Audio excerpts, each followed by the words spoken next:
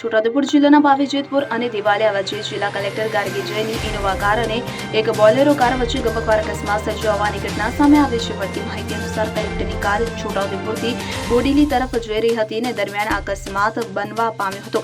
અકસ્માતને કારણે ઘટના સ્થળે ભારે દોડધામ મચી જવા પામી હતી. ઘટનામાં ટક્કર એટલી જોરદાર હતી કે બોલેરો કાર અનિયંત્રિત થઈને રસ્તાની નીચે ઉતરી ગઈ હતી.